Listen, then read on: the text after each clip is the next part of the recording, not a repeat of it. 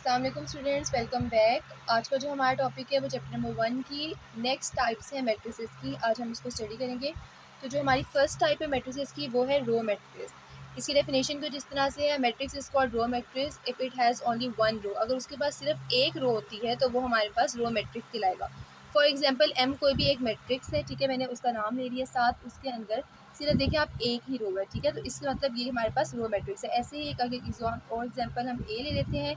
ए हमारे पास to to और to, ये भी हमारे पास एक रो मैट्रिक्स है। अगर हम एक और एग्जांपल बी ले लेते हैं तो वो भी हमारे पास इस तरह से रो मैट्रिक्स बन गई है।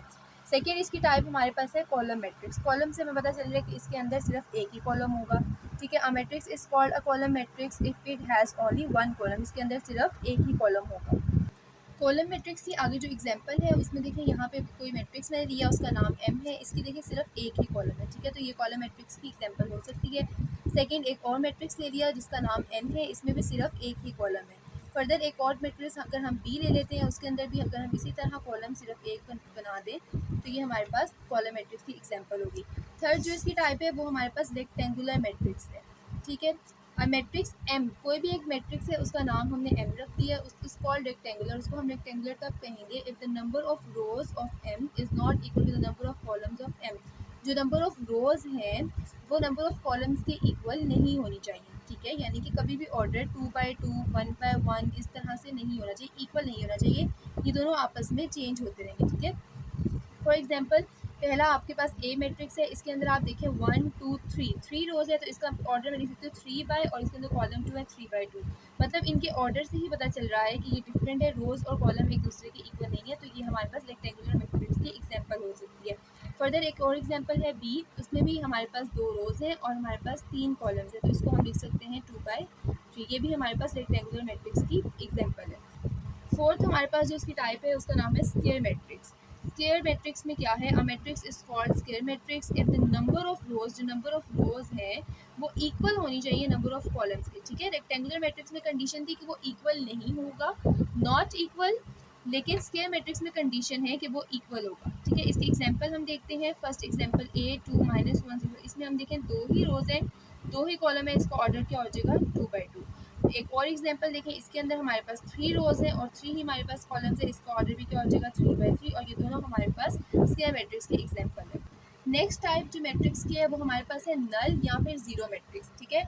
इसमें अंदर क्या है कि एक मैट्रिक्स एम है, उसको हम नल और जीरो मैट्रिक्स तब कह सकते हैं each of its entry zero, यानी कि उस मैट्रिक्स के अंदर जितनी भी एंट्रीज हैं वो सारी जीरो के इक्वल होनी चाहिए।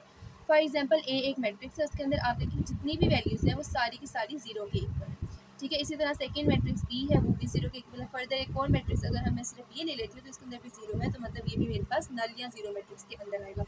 नेक्स्ट टाइप है ट्रांसपोज ऑफ अ मैट्रिक्स। एक मैट्रिक्स है कोई भी, उसका हम ट्रांसपोज किस तरह से ले सकते हैं, a matrix obtained by changing the rows into columns. Rows को कॉलम्स में कन्वर्ट करना या फिर कॉलम्स को रोज में कन्वर्ट करना किसी भी मैट्रिक्स का, उसको हम कहते हैं ट्रांसपोज।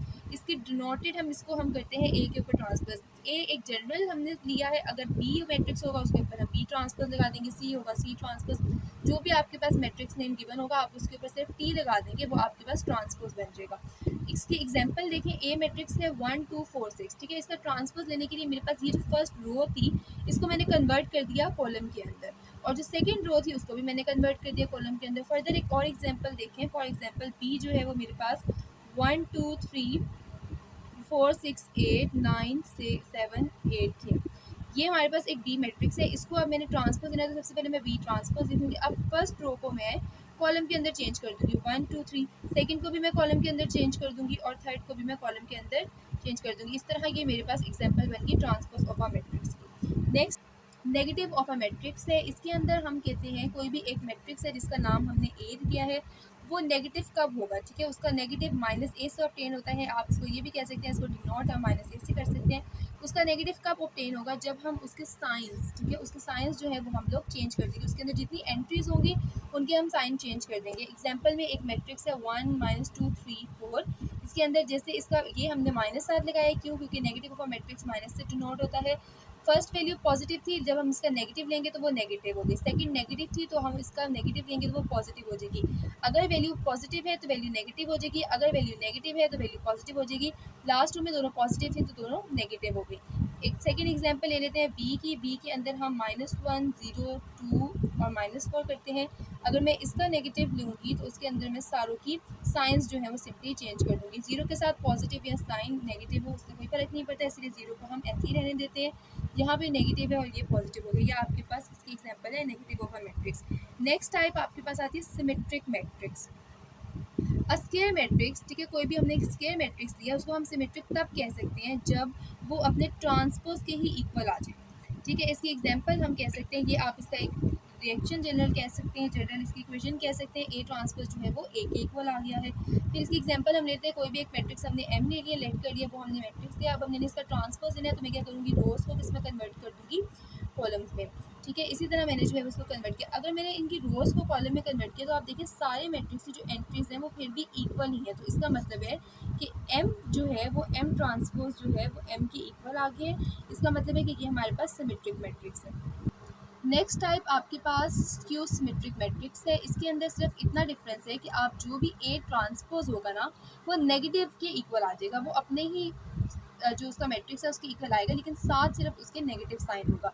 ठीक है, सो रीड कर लेते हैं। Square matrix A is said to be skew symmetric matrix if A transpose equals to minus A. इसकी एग्जांपल देखिए, ए मैंने एक एग्जांपल ली है। ए कोई भी एक मैट्रिक्स है, इसके अंदर जो है वो आपने एंट्रीज डाल दी है, रोज हैं, कॉलम्स हैं। यहाँ पे जब आप इसके ट्रांसपोज लोगे तो आपके पास रो कन्वर्ट हो जाएगी कॉलम के अंदर। उसके बाद अब मैंने जो है वो इसको ए ट्रांसपोज जो है वो इक्वल होता है माइनस ए। अब मैंने ए बनाना है इसको, तो ए बनाने के लिए देखिए यहाँ पे जीरो है, यहाँ पे भी जीरो है, यहाँ पे टू है, लेकिन यहाँ पे -2 है। तो अगर मैं यहाँ से माइनस कॉमन ले लेती हूँ ये मेरा पॉजिटिव हो जाएगा। यहाँ इस पूरे मैट्रिक्स के अंदर से मैंने माइनस कॉमन ले लिया और अंदर वैसे ही सारे इंटरेस्ट जो है वो चेंज हो गई। जो नेगेटिव पॉजिटिव थी वो नेगेटिव होगी, जो नेगेटिव थी वो पॉजिटिव होगी, और ये हमारे पास -a के इक्वल आ गया। हेंस प्रूफ कि ए ट्रांसपोज जो है वो -a के इक्वल होगा, तो ये हमारे पास स्क्यू सिमेट्रिक मैट्रिक्स होगा। नेक्स्ट टाइप है इसकी डायगोनल मैट्रिक्स।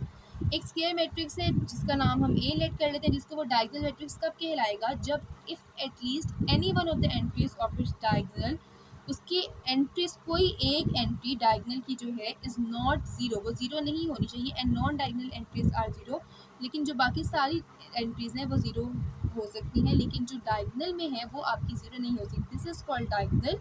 ठीक है, इसके अंदर आपकी जो डायगोनल वैल्यूज़ है वो आपकी जीरो नहीं हो सकती, लेकिन बाकी वैल्यूज़ जो है वो आप बेशक सारी जीरो लिख दो। फॉर एग्जांपल एक मैट्रिक्स बी है, अगर मैं उसके अंदर डायगोनल बनाती हूँ तो हमारे पास एक स्केलर मैट्रिक्स है। स्केलर मैट्रिक्स में क्या होता है कि एक डायगोनल मैट्रिक्स है, उसको हम स्केलर मैट्रिक्स तब कह सकते हैं जब उसकी डायगोनल जो एंट्रीज हैं वो या तो सेम हो या फिर नॉन जीरो हो। ठीक है, एक एग्जांपल हम ए की ले सकते हैं कि ए जो है उसके अंदर इसकी डायगोनल एंट्रीज जो है वो हमारे पास सेम है। इसके अलावा जो दूसरी एंट्रीज़ हैं वो भी हमारे पास यहाँ पे डायगोनल एंट्रीज सेम है। एक और एग्जांपल अगर मैं नंबर्स में लेती हूँ तो यहाँ पे वो मेरे पास सेम आएंगी। ठीक है, बाकी सारी एंट्रीज जो है वो आपके पास जीरो हो सकती है, लेकिन जो आपके पास डायगोनल एंट्रीज है वो सेम होनी चाहिए और नॉन जीरो होनी चाहिए। सेकंड आपके पास जो लास्ट इसकी है टाइप वो है आइडेंटिटी मैट्रिक्स। इसको हम यूनिट मैट्रिक्स भी कहते हैं। इसके अंदर भी ये है कि डायगोनल मैट्रिक्स को हम आइडेंटिटी मैट्रिक्स यानी कि यूनिट मैट्रिक्स तब कह सकते हैं जब इसकी डायगोनल एंट्रीज जो है वो 1 हो। इसके अंदर सिर्फ कंडीशन है कि सारी डायगोनल एंट्रीज 1 होनी चाहिए, अदरवाइज वो मैट्रिक्स आइडेंटिटी मैट्रिक्स नहीं कहलाएगा। इसको डिनोट हम आई से करते हैं। एक एग्जांपल है ए जो है उसके अंदर देखिए आप सारी डायगोनल एंट्रीज इक्वल्स टू 1 1 1, यानी कि इसके अंदर जो आपके पास डायगोनल एंट्रीज है वो 1 के इक्वल है, इसलिए उसको हमने आइडेंटिटी मैट्रिक्स कहा है। एक और एग्जांपल अगर हम ले लेते हैं तो वो 1 1 0 0। इसके अंदर भी आप देखें डायगोनल एंट्रीज 0 1 1 है और बाकी अदर एंट्रीज 0 है, तो ये भी आपके पास आइडेंटिटी मैट्रिक्स की एग्जांपल है। आज का लेक्चर हमारे यहाँ पे कंप्लीट हो गया है। उम्मीद करती हूँ आपको ये लेक्चर समझ आया होगा। अगर आपको इसमें कोई प्रॉब्लम है तो आप कमेंट सेक्शन में पूछ सकते हैं। इसको ज़्यादा से ज़्यादा शेयर करें।